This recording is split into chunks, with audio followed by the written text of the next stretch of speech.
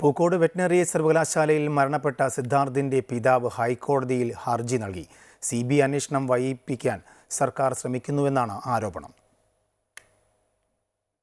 സിദ്ധാർത്ഥിന്റെ അച്ഛൻ ജയപ്രകാശാണ് ഹൈക്കോടതിയെ സമീപിച്ചത്. CBI അന്വേഷണം വൈകിക്കുവാൻ സർക്കാർ മനഃപൂർവ്വം ശ്രമം നടത്തുന്നുവെന്നാണ് ഹർജിയിൽ ആരോപിക്കുന്നത്. മകന്റെ മരണത്തിൽ CBI അന്വേഷണം പ്രഖ്യാപിച്ചെങ്കിലും തുടർ നടപടികൾ സ്വീകരിക്കുന്നില്ലെന്നാണ് പിതാവ് ആരോപിക്കുന്നത്. യഥാർത്ഥ പ്രതികൾക്ക് രക്ഷപ്പെടുവാനുള്ള അവസരം നൽകുന്നുവെന്നാണ് പിതാവിന്റെ ആരോപണം. കേസിൽ പ്രതികളെല്ലാവരും SFI വിദ്യാർത്ഥികളാണെന്നുള്ളതാണ് ഇത്തരത്തിലൊരു ഹർജി നൽകുവാൻ പിതാവ് ജയപ്രകാശിനെ പ്രേരിപ്പിച്ചത്. സർവകലാശാല ഉദ്യോഗസ്ഥരുടെ ശ്രമഫലമായി തന്നെ ചില വിദ്യാർത്ഥികളെ കേസിൽ നിന്ന് ഒഴിവാക്കാൻ ശ്രമം നടന്നുവെന്ന് പിതാവിന് ആരോപണമുണ്ട്.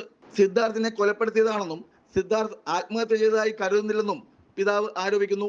യഥാർത്ഥ പ്രതികളെല്ലാവരും നിയമത്തിന് മുന്നിൽ വരണമെന്നും അന്വേഷണത്തിൽ സത്യം തെളിയണമെന്നാണ് പിതാവ് ആവശ്യപ്പെടുന്നത്. CBI അന്വേഷണത്തിലുള്ള നടപടിക്രമങ്ങൾ അതിവേഗം പൂർത്തിയാക്കണമെന്നാണ് ഹൈക്കോടതിയിൽ ജയപ്രകാശ് ആവശ്യപ്പെട്ടിട്ടുള്ളത്.